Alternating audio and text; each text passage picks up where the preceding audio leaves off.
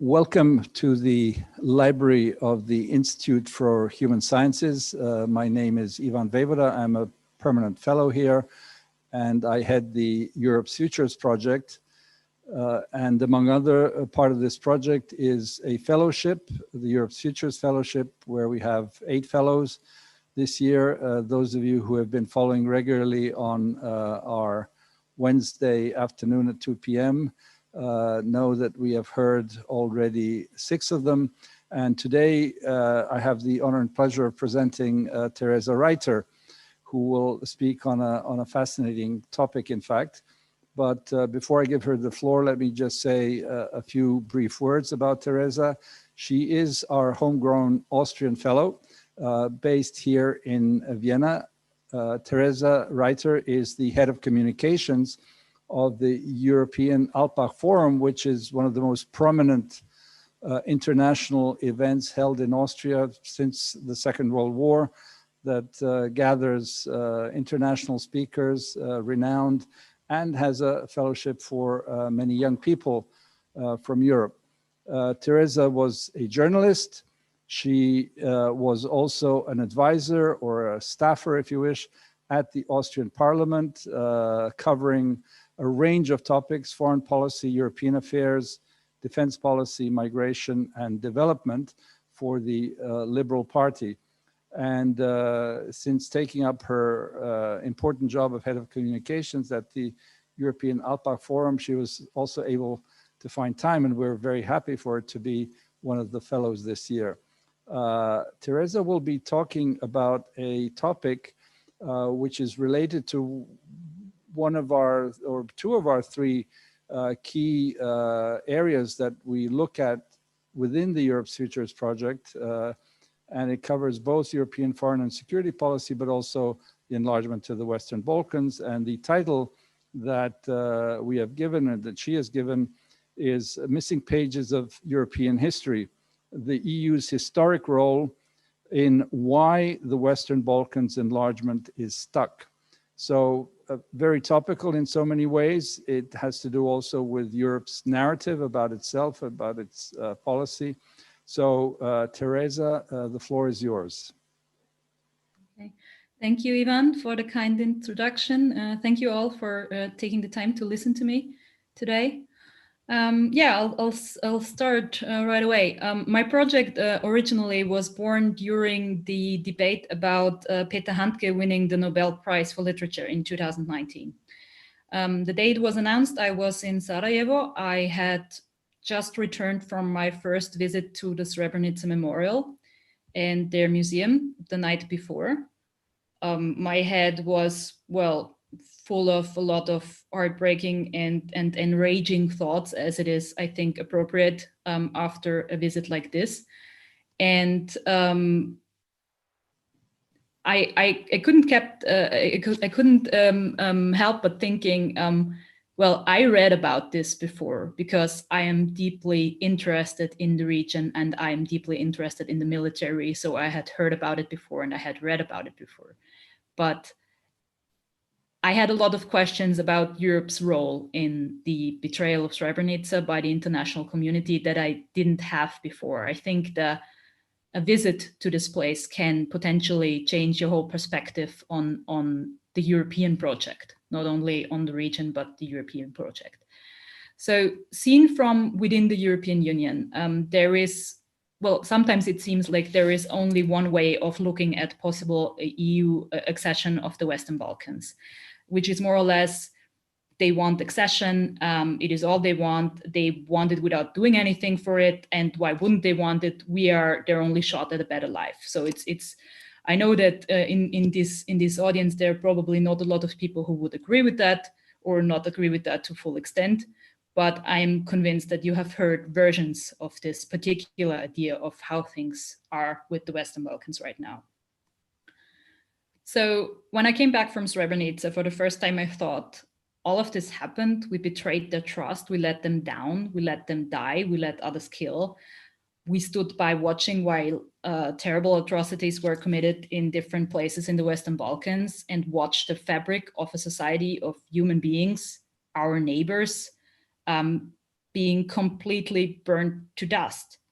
And for some reason, none of this is a common topic in the history classes in EU member states. None of this is represented, well, at least not represented on a frequent basis in speeches of high-ranking EU politicians when they talk about European history. Unless, of course, it's the anniversary of the Srebrenica genocide. But normally when they talk about European history and what it has done to and for our organization, this is not even mentioned. And not even in 2020, we do realize how that horrible time in our history, and I believe it's also our history, how important it is for the future of our development as an institution. So, and at the same time, there is still enough trust or enough belief among the Western Balkan people in what the European Union represents or is supposed to represent for people to want to join our union.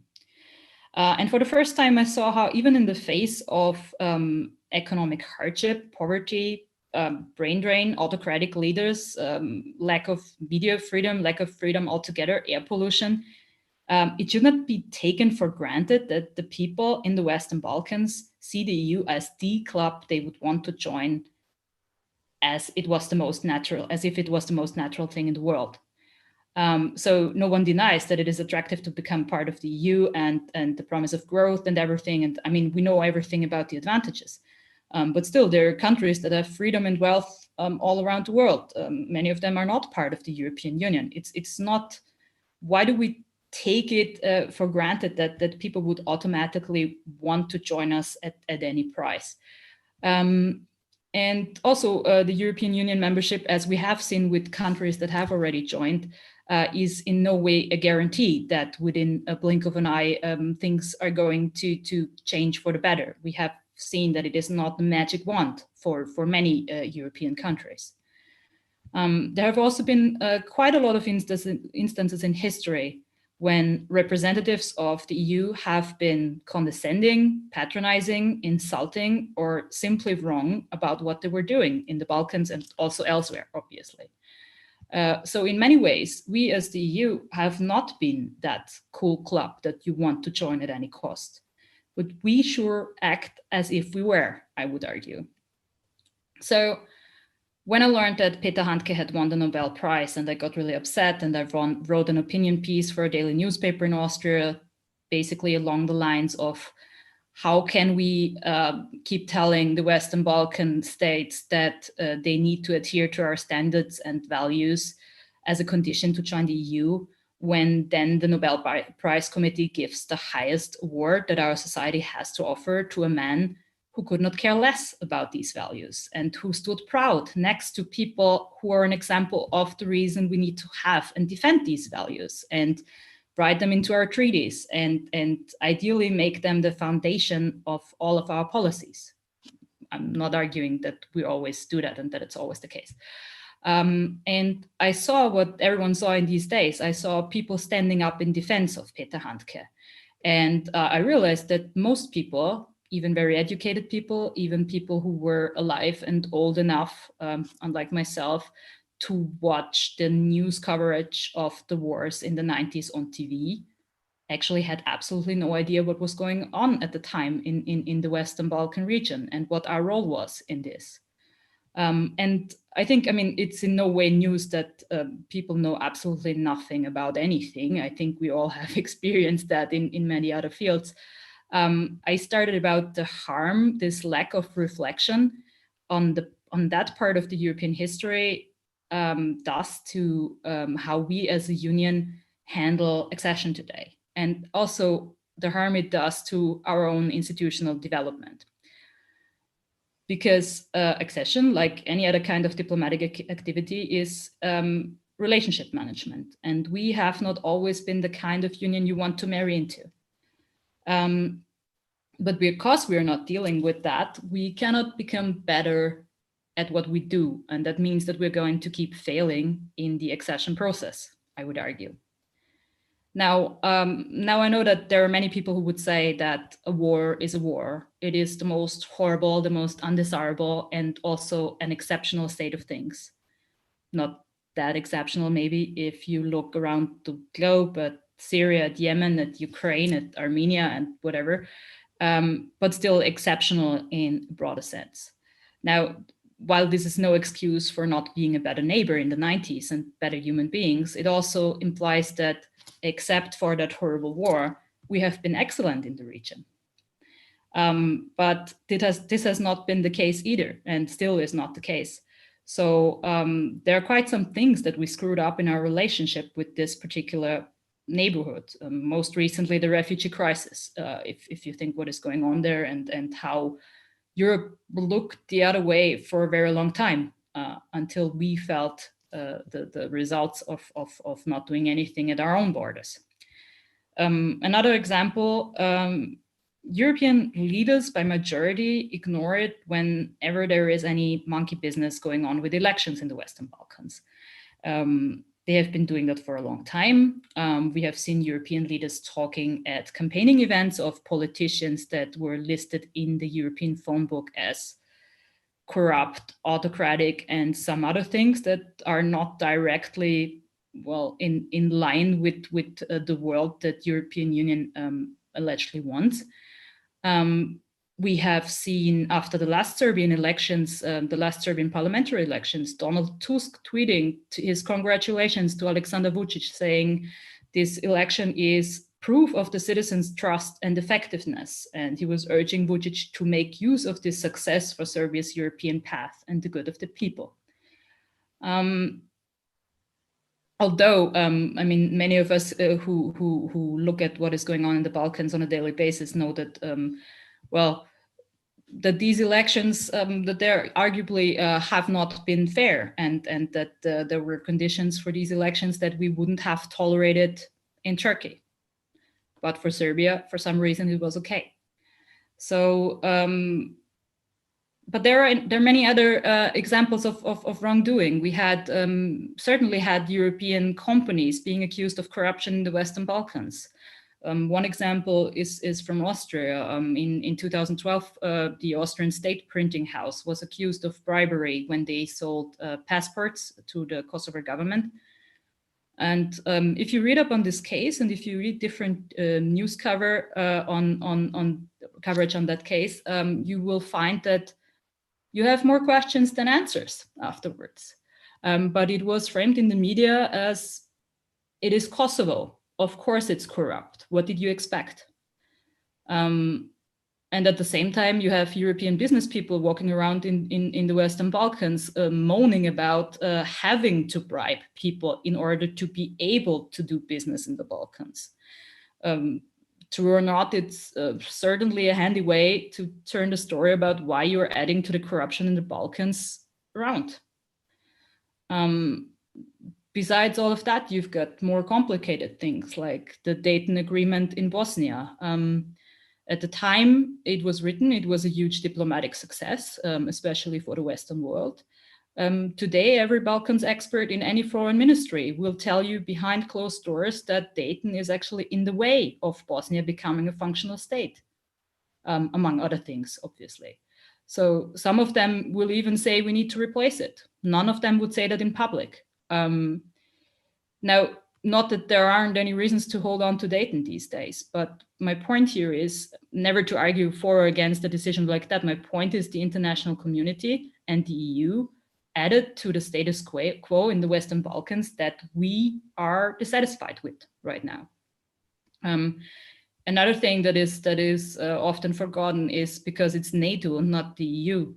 NATO bombed Belgrade in 1999. A number of EU members and Great Britain were part of this. They bombed Belgrade for a reason, and regardless of whether you think that this was a good reason or a bad reason or no reason at all, the fact remains that civilians were bombed in Belgrade for 78 days. And there are a lot of people who will remember that for their whole lives. It's why there has not been a lot of approval for applying for NATO membership in Serbia in the past years, obviously, even though Serbia is in the Partnership for Peace, I believe by now. And it does something to the relationship we have with Serbia. And we do not acknowledge it at all, I would say, from a European side. Now, if you go about trying to find references to all the things that I've just described, when EU officials talk in public about enlargement and the Western Balkans and member states' behavior there, you will not find tons of material that refers to any of these things. When European leaders say European history, they mean Schuman, they mean the coal and steel community, they mean the creation of the European institutions. And they will say the EU is the reason why there were no wars in Europe since the Second World War, except that there were, and there are right now. And only if you add to that war and peace sentence that except for the wars in the Western Balkans and except for what is going on in Ukraine. But that's not a common thing, actually. The much more common thing is to talk about the European Union that has ended war for Europe, not for the European Union, but for Europe. That's the way it's being said, but it's just wrong. So there are books about European Union history with more than 400 pages, and you will not find the word Srebrenica in there. What you will find everywhere and very often is statements like the EU is the biggest donor, the biggest investor, the biggest a lot of things in the Western Balkans. Now, from a mere PR point of view, I mean, I work in communications, I get that strategy. But I'm afraid that we have said that so many times that we started believing that this is the whole truth. And I argue that this is a problem for the way we organize our relationships with our neighborhood. So now you have intellectuals walking around these days and say, we did not have the structures, we did not have the institutional processes to react faster in the 90s. I would argue we still do not have them now. We would have to take a unanimous decision on EU level at very high speed, probably on a highly controversial question that touches on geopolitical interests of different member states. And I mean, EU politics shows us every day that this is really hard for us to achieve, which is one big reason why I think we should consider all European history and not the part of European history that is convenient for us to remember. So yeah, the way the European Union and its predecessors are described in school history books, you might think that miraculously nothing ever went wrong ever since this project has started. And how could that be with a project as complicated and big as that? But still, I mean, it's like, this is the best thing that ever happened to us and nothing else to say about that. And I agree, it's the best thing that ever happened to us, but I think there are a lot of things that are to say about this and also in the interest of the European Union to say them.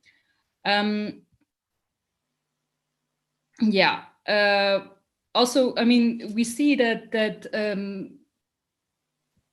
not referring to our own shortcomings is a political bargaining chip in every election. It is in referendums. If you look at what happened in Britain, not addressing these things will only leave them to others to address them, to our opponents, to opponents of liberal democracy, of everything.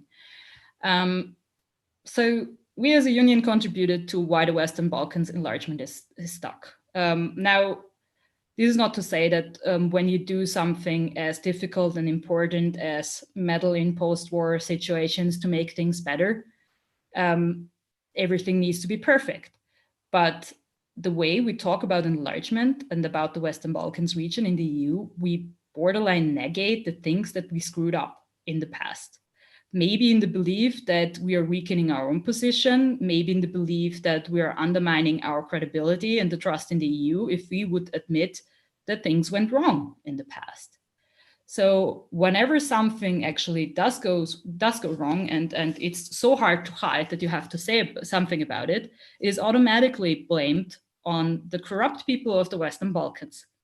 And in the absence of anyone addressing our own shortcomings in public, we do not even have to blame it on the Balkans ourselves. We construed a role for us that does not allow for us to be the bad guy. So naturally, the bad guy must be the other people. And when I think about my own country and how we tend to react to suggestions of enlarging the EU, I see a problem arising. Austria, on a political level, is very much in favor of the Western Balkan states joining. Our politicians, almost regardless of which political color, have said that in the past very many times. We are in favor, we're one of the advocates, we are the bridge builder between. However, I don't believe that the Austrian population is necessarily in favor of this. They have learned that the EU is the biggest donor, the biggest investor, etc., in the Balkans, but there is still little to no progress in the region when it comes to fulfilling membership criteria. So many people naturally think if the EU is so great over there and it still doesn't work, we're being exploited. We're being exploited by corrupt, autocratic, and otherwise people from this region. So I think that, I mean, what would happen on a day that one of the Western Balkan states fulfills the membership criteria? The EU would still have to vote them in unanimously. And which politician is going to vote yes if he knows he will lose votes because of that? I would argue none. None at this time. There have been other generations of politicians who might have been a little bit more brave, but in a polarized situation like yet now, I don't see any hope that people would do that. While all of this is happening, I also noticed that for some reason, the EU's disappointment with the situation in the Western Balkans and the progress of these states on the road to membership is much bigger than it is with Ukraine or with Turkey. It seems to be more personal for some reason. At least this is the impression you get when you listen to EU politicians. You hear them say a lot that the Western Balkans belong to the EU historically, politically, culturally, whatever. You rarely hear that about Ukraine, and you never hear it about Turkey if you listen. So somehow we are not only historically, but also emotionally very tied to this region of the world. I don't know yet what this contributes to the mess we're in, but it's certainly something that I noticed. So while it is true that we try to improve life in the region also, and be it for our own neighborly sake, to avoid refugees, to avoid whatever, well, as I said, we made decisions that affected the Balkans negatively too. And some examples are more drastic than others for this. You have, like, for example, something that is considered a very soft example, but is actually a very problematic thing, is the European Union's continuous support for Balkan leaders who are leaning towards autocracy or having actively dismantled liberal democracy while faking EU values in front of an European audience. This is something that it's hard to measure in a way. So I know that many of us who work on the Western Balkans have said that repeatedly, but it's hard to reach the ears and brains of the people with that. Actually, it seems like something that can be like that one day and different the other day, but that we have fundamentally built systems and structures in the Western Balkans by this support that are in complete opposition to what we claim to want to achieve there. It is not something we talk about in politics. So yeah, altogether, we're missing parts of our history books, and this really creates vulnerabilities for the European Union in security-wise, democracy-wise, diplomacy-wise. Ignoring the times when the European Union already existed but failed to make an impact in a way that fulfills the promise of the EU as a peace project is also very detrimental to the further development of the Union, its institutions, its decision-making processes itself. And pretending there were no mistakes in the past diminishes the credibility of the EU as a peace project as well, not just hiding these mistakes, it's just not helpful for us as a union. It's not only the audience is not only the Western Balkan states here. It's also about ourselves. We are stuck, exactly like the enlargement process is. We are still insisting on unanimity in foreign policy. And what I'm trying to do with this project is to fill some of these missing pages. And I'm always looking at it for the benefit of the Western Balkans and the European Union. I think we have a big interest in agreeing on a mutual history, having a mutual agreement on what has happened there. I know this is a particularly difficult task when it comes to this region of the world, but I would argue that we haven't even started in Europe to talk about what has happened there and where we have been and what we have done in the last few decades in the Western Balkans. And that is absolutely not to negate all the positive things that we've done there. I'm just saying it borders on an act of self-sabotage, that we are not looking at the things that went wrong. And one thing that, and then a thing that I thought about today when I checked my notes on this, was that for foreign policy in general, there is a lack of public scrutiny, has always been, because people are not as interested in countries far, far away. There is not a large level of transparency in what is going on in diplomacy for reasons, but it's harder to keep up with what is happening for people when it's abroad. But then again, all of this is paid for by taxpayers' money. So whatever we do in the Balkans, and if we do something wrong, it is very hard for that failure to translate into a loss of votes at the next elections. And there isn't really, I mean, you've got media scrutiny, but even if you look at media coverage about foreign policy, it's mostly this or that person has been visiting this or that country and said this or that. It's not, I don't remember reading an article that dealt with foreign policy measures of an EU member state in one of the Western Balkan countries and whether they were effective and efficient or not. It doesn't happen. And maybe that's a whole different problem that someone would need to address as well. Thanks for now. I'm ready for your questions, Ivan. Terrific. Thank you. Thank you very much, Teresa. Thank you for your presentation, but most of all, thank you for raising all those very important and complex questions.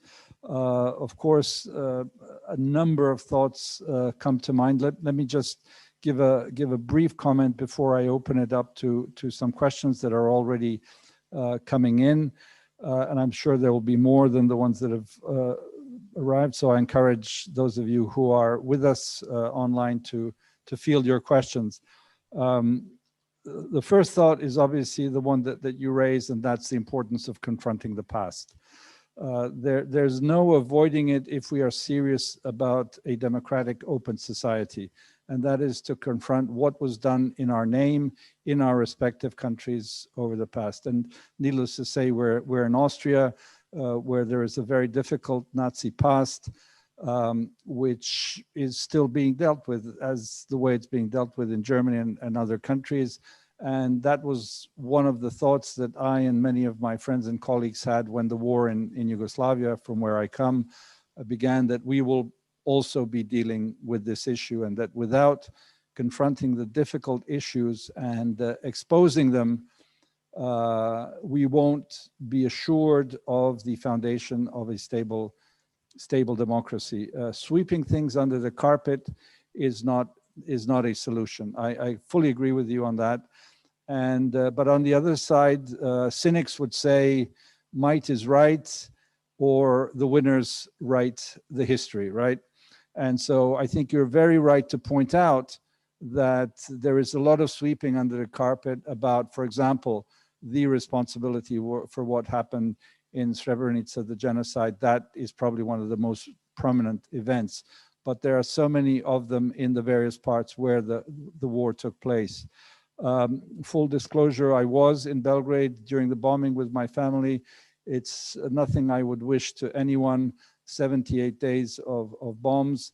And there are a lot of questions, just to mention one: why were cluster bombs used on the cities in what was then the Federal Republic of Yugoslavia, which comprised Montenegro and Kosovo, which were all bombed along with Serbia. I think your point is very important, and this is a complex issue that needs to be looked into, and that is that all politics is local. And so when we see the leaders, which is very positive, of all of these countries surrounding the Western Balkans, but others supporting enlargement, is extremely positive, and they need to keep that carrying on. But then they look at the opinion polls, and no need to go into what opinion polls really mean. But for example, in this country, when a lot of people say they are against enlargement, it's difficult for a politician who wants to be elected to come out against it. One very prominent example was France before the European elections. I remember watching a debate with, I think, the 13 or 14 leaders of the electoral lists when they were asked, are you for the enlargement? I think they were asking about Serbia or overall. 12 of them, 10 of them came out saying that they were against the enlargement, purely for local political reasons, not based on anything. There were two courageous candidates who said that they were, because, as you rightly said, this is not only about our countries, and now I am from Serbia, whereas before I was from Yugoslavia. We want to join because we simply know, as I like to put it, there's a little more certainty, there's a little more security, and a little more prosperity if you join this club of 400 and whatever it is, 20 million people now. People have the common sense to know where it's a little better than in other places, without illusions that this is the ideal club whatsoever. But on the other hand, as you also rightly pointed out, this is in Europe's selfish self-interest for security. Nobody wants a neighborhood that is unsettled. And this is, not even a neighborhood. It is what I've been calling for more than 20 years now, the inner courtyard of Europe, because it's completely surrounded by European Union and NATO member states. And that is a fact. Final point, because I could carry on as long as you have, and that's not my role here, is this this question of how, and I think your sort of bottom line is so important. This is a double-sided endeavor. It's both for the European Union and for these countries to come together on how they are to address this issue, where there's more honesty. There should be more honesty in the complexity of the issue, showing the good sides, but also acknowledging what went wrong.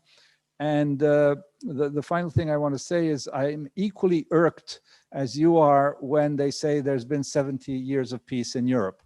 There's been 70 years of peace in a part of Europe. And to add to what you've said, it's not only the Yugoslav wars, but let's remember the Soviet Union invaded Hungary in 1956. It invaded Czechoslovakia in 1968. And then there was the invasion by Turkey of Cyprus. So we have had three humongous wars during this 70 years of peace in what is Western Europe. So I think that needs to be acknowledged. Yes, there's a need for a narrative of Europe, and it is, as the cliche goes, the most successful peace project that has happened in the world. But I think it would be even more successful if we ask the questions that you are asking and trying to find ways to address it. Not least of them all is, as you mentioned, the teaching of history. But okay, enough said from me. I'll go to the first question that comes from Srđan Cvić. Teresa's research really hits a nail on the head by asking, how come did Europe forget about Srebrenica? On the day Handke was awarded the Nobel Peace Prize, I was hiking with a group of Belgian and French friends, and not a single one of them, of these very educated people, knew what I was talking about. Some had never heard of Handke, but had never read Handke, but had heard about him. Others loved his literature and weren't aware of his role in the ex-Yugoslav wars. I would like to ask Teresa, how does she explain this ignorance? Where does it come from? I wish I knew better. I have a couple of ideas. I mean, as I said, everything that happens outside our own countries is less interesting to us, regardless of whether it's good or bad. I have been working in politics for 3 years. I covered foreign policy and European policy and defense policy, which is also largely, with the liberals, largely foreign oriented or European oriented. And I realized how much harder it is to get these topics anywhere near media coverage. It is also rarely a foreign policy and wars abroad is rarely in at least in Europe, it's rarely a topic that decides elections. And this basically leads to the whole topic not being part of the public debate, because politicians drive the topics that help them or that help them harm others.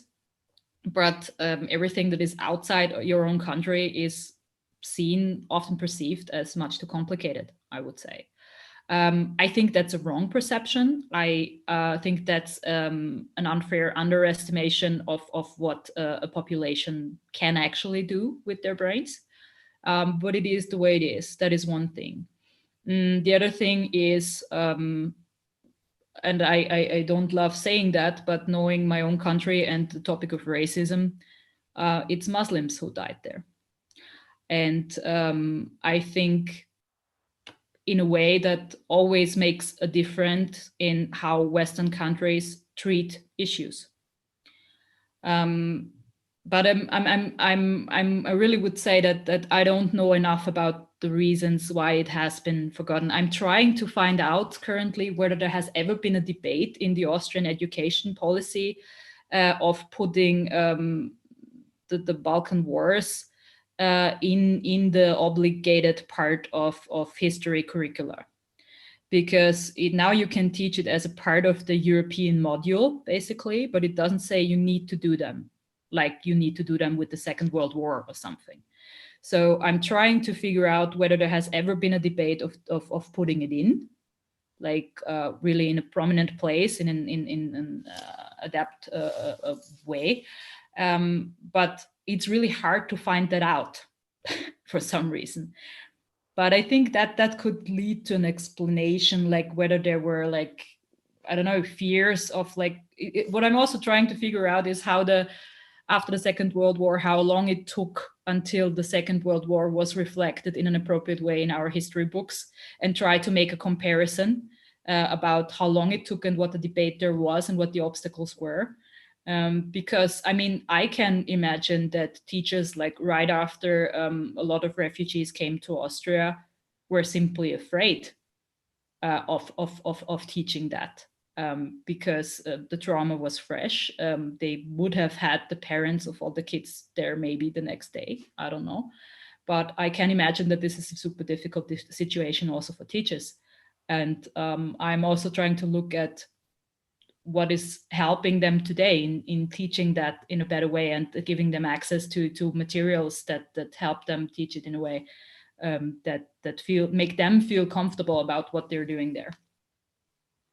Okay, so we have the next question is the following, also from Srđan Cvijić. Do you assume that European politicians would use votes if a Western Balkan country would join? If yes, on what do you base this assumption? Namely, available public opinion surveys with no exception tell you just if people are for or against a membership of a particular country, but they tell you nothing about the salience of their opinions, not to be read to all public. But our French research, unpublished yet, to which you both greatly contributed, shows that in France, salience is very, very low. People may be against, but they don't vote on an issue like enlargement. Second question, do you assume that European politicians would lose votes if a Western country would join? I think it's a matter of preparation. I have had a conversation with, well, let's say one of our foreign ministers in the last 10 years about that. And I asked the foreign minister, do you believe, I mean, if we really want Western Balkan countries to join, we need to start a debate now. What does that mean? How do we benefit? What is going to happen? Are people going to take the jobs of people living here? You know, you need to prepare that actually now for, I don't know, the first country joining in 10 years, because people are still in the mode of, Romanians are coming to take our jobs, you know, although we have been actually one of the countries that benefited the most from Eastern enlargement in the European Union. But this is something that I think it's what Austrian politicians do now is they're trying to sneak the issue behind the backs of Austrian people, and that is not going to work, because at least the Freedom Party, at the moment this becomes crucial, is going to show it to everyone and say, like, this is what they've been trying to hide from you. So I don't think European politicians would necessarily lose votes if they go about it the right way. But since it is not an urgent topic right now, because nothing is happening with the Western Balkans, it's not very high up on the agenda of Austrian, of Belgian, of a lot of politicians, you know. So it's going to hit many people by surprise when it's the time of enlargement. And I think that's what people are afraid of. People are not dumb. If you tell them what the good and the bad sides of something are, and, you know, and prepare them and tell them, okay, we have a plan for this and that, they're not necessarily as scared as if they don't have an idea of what is going on anyway. So yeah. No, those are very, very important issues in so many different ways. And you're right to point out that none of the 6 Western Balkan countries are near being ready to join. But as you rightly say, it's a responsibility of leadership in the European member states to do more explaining, even though, as Srdjan Cvijić rightly points out, it's very low on the agenda. And again, all politics is local, and we know that foreign policy in any election of any kind is roughly somewhere around 5% of the interest. Sorry, can I add something to that? Foreign policy ranks low, that's true. But the topic of foreigners in any context ranks highest in many election campaigns. So this is easily translatable into foreigners are coming in debate. You know, that's why it's different from normal foreign policy, I would say. Nobody cares. Also, I mean, what we have seen, it doesn't go for all foreign policy that people don't vote on that, because if you think of trade policy, for example, and whether we will have CETA and everything, you know, these actually contributed to people's voting decisions, you know, and that's a foreign policy issue as well, but with a local aspect. And that's the same with enlargement, even though in our right minds, we wouldn't think about that as the biggest factor of enlargement. But, you know, people don't know. People have not been in a situation where anybody explains what the expected effects of such an enlargement are and how are we going to deal with them. That has not happened, and it's still not happening, and I don't see anyone planning for doing that. So absolutely. And to state the obvious, many of the Western Balkan citizens have already joined the European Union by coming to countries like Austria and finding credible and respectable work and contributing to the economy and society of a country like Austria, not to mention all the others, or by taking passports that have been offered by neighboring EU member states to those of the ethnicity that they have, whether it's a Hungary or a Croatia or, you know, you name it. So again, an added level of complexity. Our next question comes from Kemal Nejibovic, who says, do you think that European Forum Alpbach every year puts an additional focus on EU politicians on the Western Balkans? And what could be the role of the forum in the future regarding the Western Balkans? On the other hand, the presence of politicians and young professionals is crucial when it comes to high-level events like the forum, with the main aim to lobby for an EU future of the Western Balkans region. Okay. Anything this year? I gotta be a little bit careful with my answer here. You're speaking in your personal capacity here. Yes, I'm speaking in my personal capacity. My opinions do not reflect my employer. I have, there was a very high-ranking panel, I think 2 years ago, with Hashim Thaci and Alexander Vucic on the panel, talking about their proposal of a land swap in the area. It was for the Forum Alpbach, obviously, that was a very interesting moment. They got a lot of attention about it. But what I think was lacking a little bit was preparation again, because it was a room full of many, many people. You had Commissioner Hahn, I think, on the panel as well. And everybody was like, excellent. The two countries who are always fighting have found a way to not fight anymore. So that was the impression you got until Adi Čeremagić spoke from European Stability Initiative to ask them to please not do that, because it could kick off a lot of unintended consequences. It could kick off violence and all of that. But because it was the framework of the European Forum Alpbach, and because politicians that we know are sane here in the middle of Europe were there, and they didn't seem alarmed. I was in the room at the time, I felt it gave the wrong impression of what was happening on that stage. And it was, well, that impression was a little bit attacked, I would say, by a young student who later asked the Chancellor of Austria in the following panel of whether or not he would advise him to go back to Bosnia. He's studying here, whether he would go back to Bosnia, because there could be a war if this land swap happens. And I watched the Austrian Chancellor completely avoid the question, and he just dodged it and said nothing about that question of that young fellow. So I think the forum is definitely a good place to have a neutral ground for real debates, but I think it needs more preparation. But it's a good neutral place, actually, you know, to invite parties that wouldn't otherwise come together. But what we also tried a little bit is you know, put our perception of what all of this was on them, and it was a little bit of a projection game. So because I see Aris Movesian here in the chat, we had Aris and I had a project in 2019 in which we did a reverse progress report, as we called it. It was a small project with a number of liberal parties from 4 Western Balkan countries.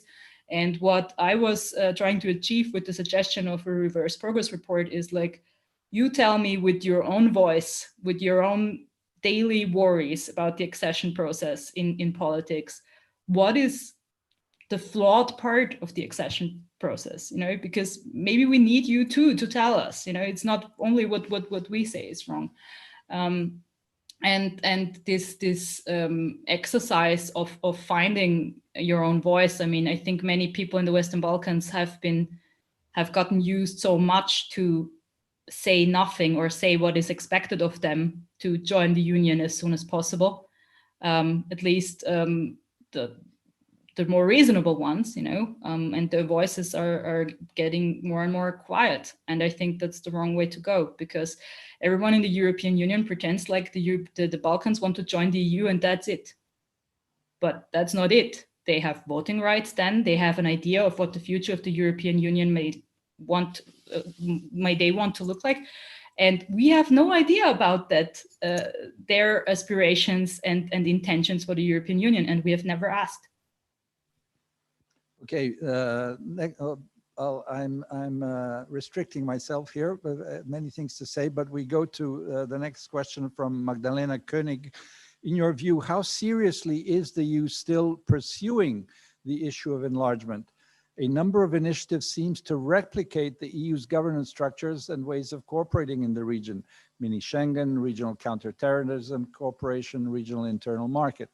I have the impression that while governments and the wider public in the region seem skeptical, the EU's support for such aims at promoting the EU's way of doing things in its neighborhood, even if enlargement does not happen. What are your thoughts on this?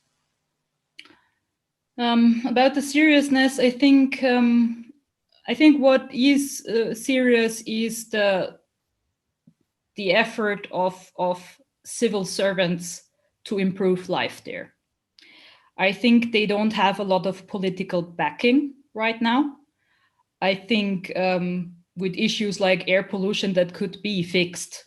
You know, this is not like the most complicated foreign policy issue ever. You know, this is a technical thing that we can assist to fix so people can breathe the air in the country that they're living in, you know.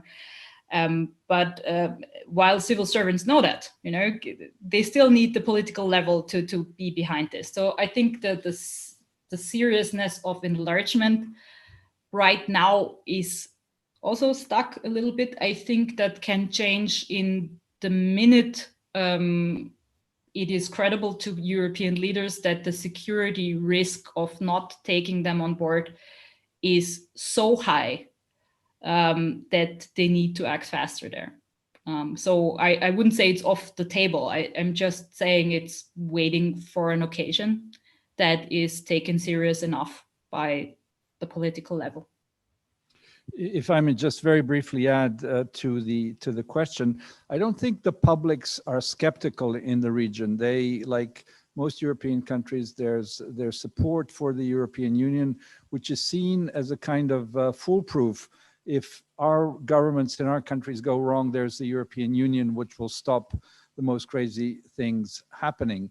There's what I call a healthy level of support of around 50% in my country, Serbia, which tells you that people know very well how imperfect the European Union is, but it's still the least bad option. And I think that has to be taken into account. But if I may add to that, it's true. What you said is true. But what is also happening is that they step by step lose hope that it's one day going to happen. And that's why other alternatives may not look so bad from time to time. Like, I don't know, China building infrastructure that adds to jobs in the region or something. Yeah. But there again, I think the ball has to be thrown in the EU court. Why are not big Western corporations building highways, you know, dams, etc.? They are, but apparently not enough. And also, if you look at, I mean, how long it takes you to go by train from Vienna to Sarajevo, I sometimes wonder if we want people to get there fast and get back from there fast. I mean, it's like, it's in our own interest to build these railways there, and we still don't do it. Infrastructure is expensive. You need political support for that. Even from Vienna to Prague, Teresa. Bratislava, we could avoid that whole airport debate if we would just connect us faster to Bratislava. So. Absolutely. Next question. Do you expect the new issue of Bulgaria's opposition to North Macedonia's accession to evaporate after elections in Bulgaria? Or is it another stroke in the death by 1,000 cuts for enlargement? I have absolutely no idea. I'm sorry, I know that this issue exists, and I know that what I was thinking was like, now Vonoro is going to say we were right all along. If you give up our name, then everybody will want a piece of us. But I have no idea what that does in Bulgaria right now. Let me just add to, since some of us are following this closely, I mean, the issue is that Bulgaria now is asking North Macedonia to acknowledge that their origin is Bulgarian and that the origin of the Macedonian language is Bulgarian. Many commentators have said, had the EU member states had taken this approach, there would never be a European Union, because each country has various historical grievances on their next door neighbor. My belief is that this goes away, but again, it shows you the weight of local politics, of coalitions. The current government of Prime Minister Borisov is in a coalition with a right-wing nationalist party. They are catering to them. So, you know, we're not out of the woods on these things, but, you know, fingers crossed that after the elections, this will go away. And it's paradoxical for those of you who follow. Just a day or two ago, there was the Sofia summit of the Berlin process, which is supposed to be there to enhance enlargement. It was a joint presidency of Bulgaria and North Macedonia, the two prime ministers standing next to each other. So, you know, there are so many levels to this. Anyway, next question from Georg Krauchenberg. Despite all attempts of the former government of Zoran Zaev to get the green light for starting accession talks, France, as well as the Netherlands and Denmark, refused. Only this year, North Macedonia and Albania got the green light. Has the refusal of France to do with its historical approach to some successor countries of former Yugoslavia? I think it has to do with elections. By the way, you mentioned France before. France is also an excellent example of how European states are impolite and condescending, because the way France presented their objection to the start of the accession talks with North Macedonia and Albania was not the way you do that.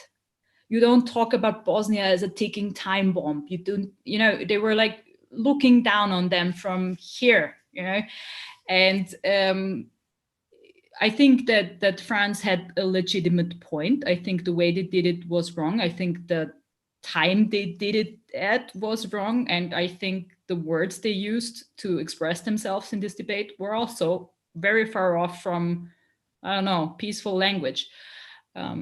Yeah, I think that the bigger I had the bigger issue I had in this debate was that for a moment it looked like they're going to grant the opening of accession talks to North Macedonia and not to Albania because of the name issue, and they wanted to give something to them.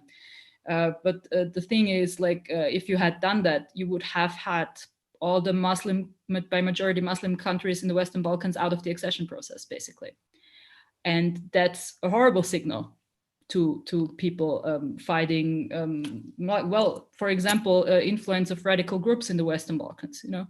So I'm glad that's not what happened in the end. But yeah, I think France, they had local elections going on. They needed something, you know, the geopolitical mind of France is elsewhere. It's not in the Western Balkans. They're in the Sahel. They have bigger problems. They were looking for a scapegoat with the least cost in their whole range of things they could pick from. And they thought, okay, well, Balkans, not that many people there. Huh? So that's what I think. Yeah, I would fully agree. I think what happened in October last year was preposterous, and France, who is, you know, one of the founding members and a great supporter of enlargement, did something that frankly no one expected, but they used it for the worst purposes of local elections. And frankly, I'm agreeing with Serjan, I don't think it would have played had the negotiations been open, because it would have been news on page 16 of French newspapers. And so this was kind of a very bad example of exactly the question that you are tackling. And let's just mention one more thing, which is obvious to you, Teresa, and others: the fact that Kosovo has not gotten a visa-free regime yet, as the only country that's aspiring, even though Ukraine has a visa-free regime and Moldova has a visa-free regime. But you know, that's a whole other. I don't know whether you want to. Well, it's a related topic. I mean, this should have happened during the Austrian chairmanship, and it's astonishing that it didn't happen, given that Austria is such a big advocate of Balkan accession. Huh? So maybe there are questions to be raised there as well. How big our advocacy is actually. The former Swedish Prime Minister Carl Bildt put it once when asked this question. Well, he says, you know, many of you know that in fact there's a fight between the foreign ministers of Europe and the interior ministers of Europe. The foreign ministers are for, because it's about enlargement and moving forward. The interior ministers then raise their hand and say, wait a minute. But yeah. But what they did is they humiliated the Kosovars. No, absolutely. And that's something the interior ministers are going to feel sooner or later. And I'm glad that many people in my country, Serbia, have openly spoken and supported the visa-free regime with Kosovo. Anyway, next question is Naomi Nagy. Do you think identity with regard to culture, religion in the Western Balkans can also be one of the reasons why the enlargement of the EU is stuck? I don't know what that means exactly. I don't think, I mean, maybe not that much, because as I said, the European Union keeps emphasizing how closely related we are. I think the only thing that might play a role in public perception is that this is a region that is very closely connotated with war. But not even that is something we discuss here. So I don't think that's the huge factor. I think there is a factor in, if you talk about the labor market, young people coming from the Western Balkans, cheap labor, blah, blah, blah. I think that is something that people see. But I think culture, religion, as I said, there are a lot of people in Europe who have problems with Muslims everywhere. And I think, by the way, this is also something that drives me insane. Instead of supporting European models of Islam, of moderate, peaceful Islam, and make that something that the Western Balkans can be proud of and contribute to a peaceful European Union with a pluralist society, they're being slandered for it. And it's being, there is talk about radicalization in the Western Balkans here and there and there. And I'm not saying that is no problem at all, but I'm saying we are missing a great opportunity here to turn this issue, that this situation that there is peaceful, very moderate, very democratic, very, very cool way of European Islam in the Western Balkans. We don't turn this into one of our strengths. We turn it into a vulnerability by being condescending and fearful. So, indeed, and without wanting to belabor this point, clearly the Muslim heritage is historical and present in our region of the former Yugoslavia, just to talk about that. And even though there was, as we know, a return to religion, as it was called after 1989, and the opening of the communist countries to greater religious freedom, these are also largely secular countries in many ways. And the level of religiosity and religious practice is not as great in some other countries further afield. So there's this mix, I think, which is important when we discuss the overall history and culture of these countries. Anyway, the next question, and you mentioned him, Aris Movesian from Serbia, who asks and says, we cannot change history, we cannot place hope in history, but we must have hope for the future. In your opinion, what would be the 3 points which are the common hope, not the interest of the EU and the countries of the Western Balkans? And thank you, Aris, for that upbeat note. Yes, he's the kind of guy who always has an upbeat note on everything. He also has a parrot. He owns an actual parrot. Thank you, Aris, for that question. I looked at, there was a historians hackathon in Helsinki 2 years ago. And they were analyzing plenary talks in the European Parliament in speeches that referred either to the history of the EU, so the past, or the future of the EU, and what was said about history. And when you look at the past, you don't find the Western Balkans in there. You don't find the East. You find Asia, you find the United States, you find conflict, words like that. But there is no mention of Southeastern Europe, for example. If you look at what they say about the future, the Western Balkans are named, and they are clustered in like, you would have said a word cloud a million years ago, with talk about very positive things about the future of Europe, about accession, about growth, about being a country that sticks together, a continent that sticks together. So somehow it is in that rhetoric. So I don't know, if I say that there is, what are our hopes for this? I think actually a world in which the Western Balkans can join the European Union on an eye level and be members on the same level as Germany is, as Austria is, as France is, and not like second-class members or something. That is the hope. I mean, we would be a stronger continent. We would be, we would have fixed a lot of things that are now in the way. So Yeah. Thank you. Next question from Mariana Harapin. Hello, I'm Mariana. I'm doing a PhD at UPF in Barcelona on Euroscepticism and the EU legitimacy crisis. And I'm challenging the idea of citizens' attitudes in candidate countries, Serbia and Montenegro.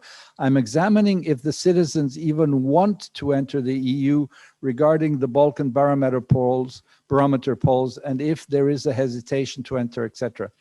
The moderator was talking about how there's a collective attitude in Serbia about the wish to enter the EU. So I just wanted to ask what you, Teresa, think about this alternative approach to the existing narrative. Balkans always want to be in the EU. So is there a narrative the Balkans don't want to be in the EU?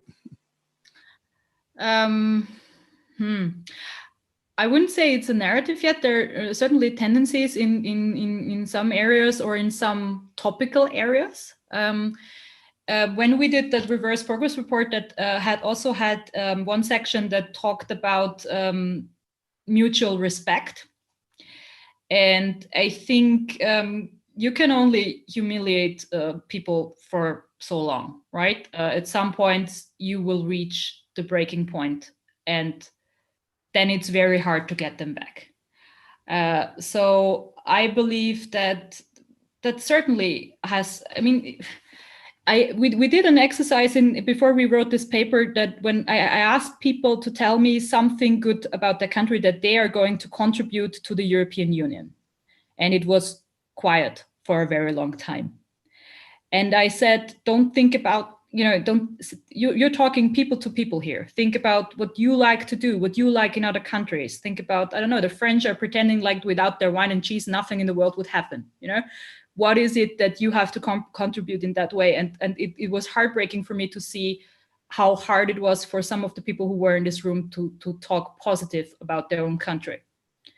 And I think if we lose that, if people don't know anything positive to say about their country anymore when they talk to European Union citizens, then we're entering quite a dangerous territory. And it's not a narrative yet, but I think we can miss our chance. I think that's absolutely in the cards, and we really have to do everything that this doesn't happen. I agree with you. That's something that really needs to be addressed. That's also a question of leadership. That's also a question of civil society.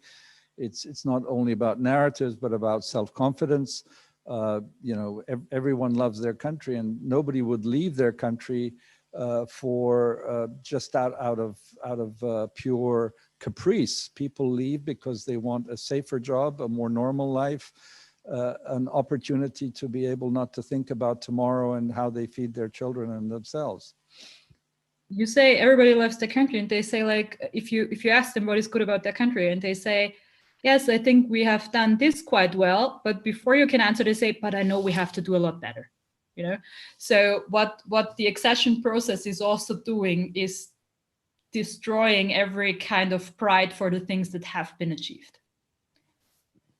No, absolutely. Never enough. No, absolutely. That's clear. Next question from Georg Krauchenberg. How could Bosnia and Herzegovina advance accession with the EU given the differences of the BiH Federation and Republika Srpska and the Dayton Agreement not in line with EU legislation? The squaring of the circle. If I had a solution for Bosnia, I wouldn't be sitting here. I'd be working up there. Bosnia is closest to my heart, I think, from all the Western Balkan countries, and it breaks my heart every time when I see that they cannot move forward on the smallest things because of how their state is structured, because of what is going on in the East, because of a lot of things.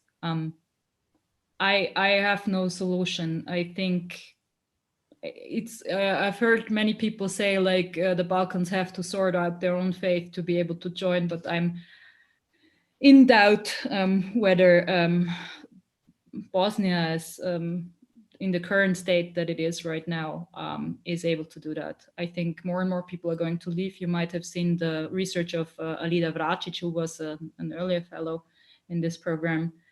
there are not enough people caring about the fate of Bosnia, and I'm trying to change that with every day that I live, but I don't have a solution for that right now. Indeed, if I may just add a word, that those of us who lived in former Yugoslavia when the whole crisis and the wars began, knowing our history, we all knew that Bosnia and Herzegovina would be the last to solve itself, if I can put it very simply in that way, because it was the mini Yugoslavia. It was the one with the ethnic complexity that it had, with the three peoples, Bosniaks, Croats, and Serbs. And then the Dayton Agreement, even though it did bring peace, thank God, and stop the war there, remained complicated. I may add that there's a lot of talk about the Dayton Peace Agreement. Dayton was not plucked out of the air. It is based on the way that Bosnia has worked since the Ottomans, since the Austro-Hungarian occupation, since the monarchic Yugoslavia and the communist Yugoslavia. It's a very intricate system of consociational power, of sharing power among the three major ethnic groups, obviously recognizing that there are others as well. So, and then you have elites that monopolize the political space and that use the ethnic card. We are the ones who will defend you. And somehow they, even though it's not visible, they work together in maintaining themselves in power. Yeah. Okay. We have a next question from Peter Hurlbrink. Thank you, Teresa. I do not remember hearing such a necessary contribution on the role of the EU in the Western Balkans. But what are we doing now to change the EU's narratives and attitudes? What arguments do we have to make the EU not consider itself to be the whole of Europe and to reflect upon its own contributions for misguided developments? Why should the EU change its discourse, abandon the self-satisfaction when every day it gets the impression that it is a privilege to join it? That's a complicated field of questions. First of all, we lost a member state for the first time in our history. So maybe that question about whether it is such a high privilege to be part of this club has been, on our minds a little bit more than it usually was. I also think that we are going to see more of that, not of maybe countries leaving the EU, but the EU being weakened by the fact that more and more countries choose to sort out their problems on a national level. We've just seen during the corona pandemic that the first reaction of all the member states was to try to figure it out by themselves, and they did not think about the actually very helpful and working structure they had to do it together. I think we are going to talk a lot about that so-called privilege of being part of the EU in the future, especially when we see other powers in the global sphere rising without sticking to democratic values and social balance. If you see, like, if you look at what is happening in China, I mean, they're close to making the argument that you don't need democracy and you can have a better life. I mean, it's going to move in that direction at some point. And I think, we haven't been doing a very good job in defending the whole purpose of what we are in the last few years. So maybe if that is questioned, maybe we need to work on becoming a more attractive project again. But there are some very institutional things that stand in the way of that. It goes hand in hand with member states having to, accept that they cannot decide everything for themselves and have veto power for everything. In the current global atmosphere, I don't see that happening. So I don't know. I don't have very good answers to your questions. I'm very sorry. Thank you for the compliment, though. Okay, we have a next question that came directly to me from Andy Dobrushi in Tirana in Albania, who's a friend and colleague of many of us. And he asks you, Teresa, to give an opinion about what's been termed, for better or for worse, the mini Schengen initiative, or more properly, a regional cooperation initiative. Do you think that it aligns with the processes undertaken so far? And what are its chances to survive given the reluctance that we're seeing in the quarters in Montenegro, Bosnia, and Kosovo to join it? Okay, so I see different aspects to this. First of all, the European Union has, like, between the lines, it always sounds like, why don't you do that instead of joining the EU? And it's obviously not a good, a worthy alternative to EU accession. So that I think is something that, I mean, if the European Union had worked on for years, had worked on, like, you know, built the European Western Balkans Union, you know, figure it out among yourselves, and once you're there, we're going to accept you all at the same time. You know, it's something that, I don't know, I think Albin Kurtis keeps talking about that as well. But the thing is, this is not a credible option for people in the region, because nobody has ever worked on that. You know, you were trying to, you know, the first one who gets stronger is allowed to join, and then the next one, and you know who are going to be the last ones, and these are the ones who are opposing mini Schengen right now, you know, because also, like, I mean, Kosovo and Bosnia are the weakest states in this debate. If they are in mini Schengen, they are not controlling the checkpoints to the European Union states because of their geographic location. They feel like they're going to be under, I don't know, Serbian domination again, you know, and the EU has not managed, I think the EU has not managed to take that fear away from them. The EU has not come up with enough supporting plans to create a fair playing field for all of them there.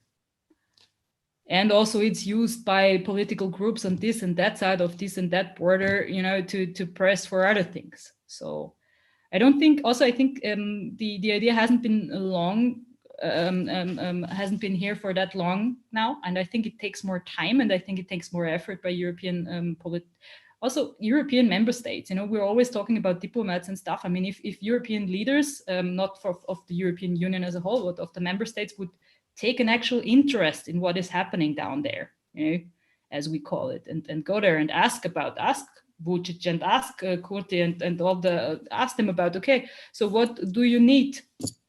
And what are you going to do to contribute to this being achieved? You know, nobody does that. You know, they get, like, it's like an email to a very big emailing list that we send to the Western Balkans. You do that, please.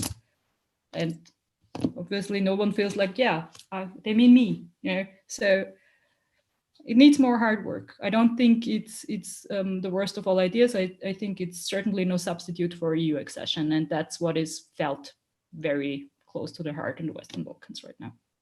I would fully agree with you on that the one doesn't exclude the other. On the contrary, I think they're mutually reinforcing, in that, as we know, as you have said also, that, you know, we're still not near European Union membership, and that there must be additional ways in which one can buttress the whole process.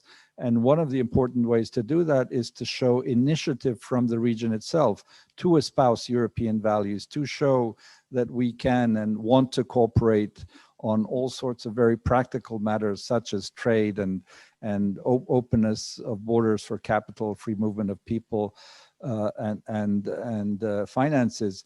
In fact, the Sofia summit 2 days ago, they signed all the leaders of the region signed a document which was actually created, and we haven't mentioned the Regional Cooperation Council in Sarajevo, which is the umbrella organization for the region on lots of issues that you know, don't get talked about, because good news is no news, like, you know, education, exchange of young people, et cetera, to reinforce regional cooperation, and in the most practical way, what are called green lanes, so that trucks don't wait for endless hours on the borders of each of these small countries to pass through. So again, it's a step-by-step approach, and I think many of us have advocated that the EU should be taking a much more proactive approach to include the Western Balkan countries as much as it can on a number of pointed issues. And I think the best example of that I think I've mentioned this in some of our previous talks here, that the migration, the so-called migration crisis, was the best example that the Balkans needed to sit at the high EU table for a solution to be found for the so-called Balkan route. So they were for that particular purpose full member states to solve something. I'm sure there are so many other ways in which they could be at the table for other specific issues, not least, for example, for something like climate change. And can I just say one more thing? I mean, what we also have forgotten when we talk about membership criteria and the way to fulfilling them, I feel like in the debate about that, we have forgotten that this is not to make us happy. The membership criteria shouldn't be fulfilled because the EU has told the Western Balkan states to do so. Absolutely. But it is actually about improving the quality of life of the people who live there. And I'm missing people saying that in every argument about accession. Again, there are many of us who have been saying that, and because many of us in the whole region have been saying that, you know, you tend to think that you don't need to say it anymore, but it needs to be repeated every day. This is about us, about our quality of life, our democracy, our prosperity, even if we don't become members of the European Union. It's simply about living in a more ordered society. It's interesting that you heard it that way. I actually meant it towards the European Union. I meant it in a way like we are not the strict teacher here to tell other people what to do. We are trying to use this as a tool to improve life in our neighborhood, actually. That was what I meant, but it's interesting that you heard it in the other way. Yeah, because I look at it from our side. And of course, to mention the obvious and that so many people are aware of, to the question from our PhD candidate in Barcelona about, you know, do these countries want to join, and, you know, what are the public opinions on this issue? We do have a number of people from part of the expert community which has a nationalist bend who use this argument, we can be like Norway or Switzerland. Now, first of all, we're nowhere near like Norway or Switzerland in terms of general, you know, just look at GDP per capita. So we don't have that leisure, quote unquote, leisure to have some kind of a different stance. And anyway, so the tight relationships and the sort of tight inclusion of Norway and Switzerland into the European Union. Just look at the last the last referendum that was conducted in Switzerland, where the Swiss rejected a proposal that they step out of the free movement Schengen zone. Clearly defeated. Swiss want to have open borders with their neighboring EU member states.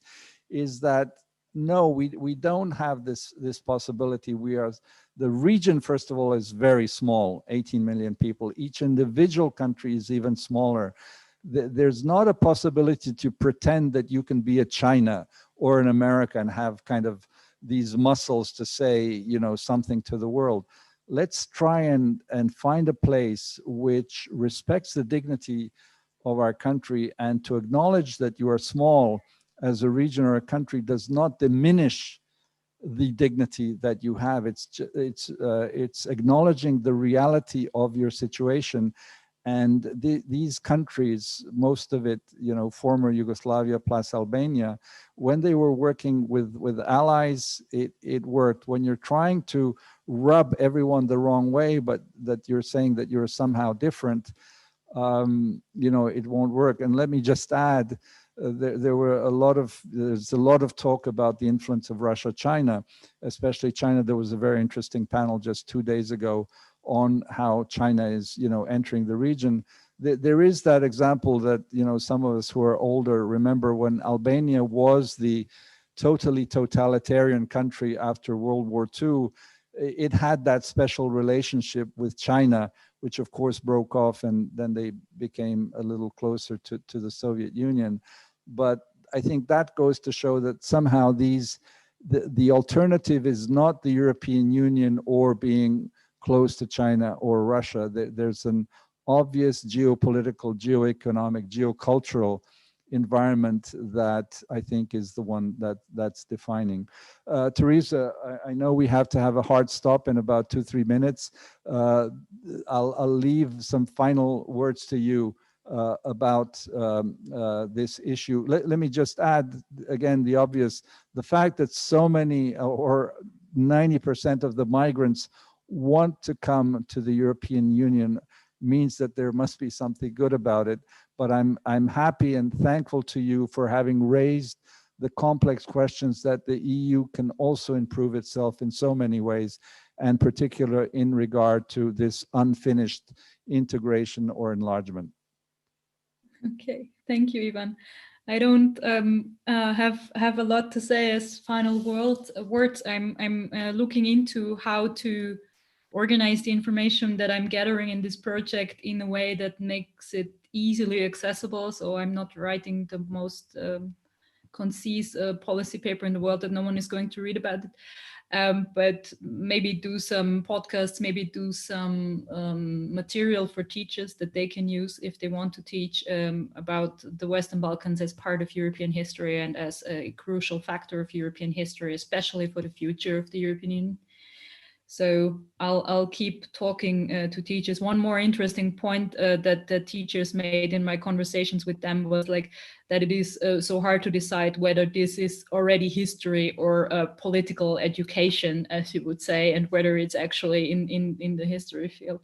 So I think there is a lot of hesitance in doing something here, but I remember the whole Handke debate as a moment where a lot of people thought about, you know, how is this not part of the things that we know what went down in the Western Balkans. And yeah, I will do my utmost to contribute to more people knowing about it, and also to more people having a positive image of the Western Balkans. I had the best times of my life there every time I was there, and I wish for very cheap tourism to the Western Balkans once Corona is over, because why are we not afraid of corruption and violence in Italy?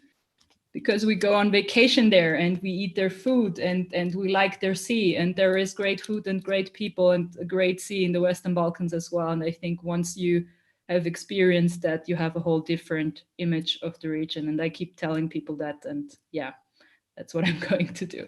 Thank you very much for your attention. That's a great note to end up on, Teresa. Thank you all for being with us. Let me just announce that we have our 8th fellow presenting next week, Julia de Klerk-Saxe. Very interesting topic as well on the narrative of Europe and the European Union itself, which basically I think expands or continues this topic that Teresa espoused.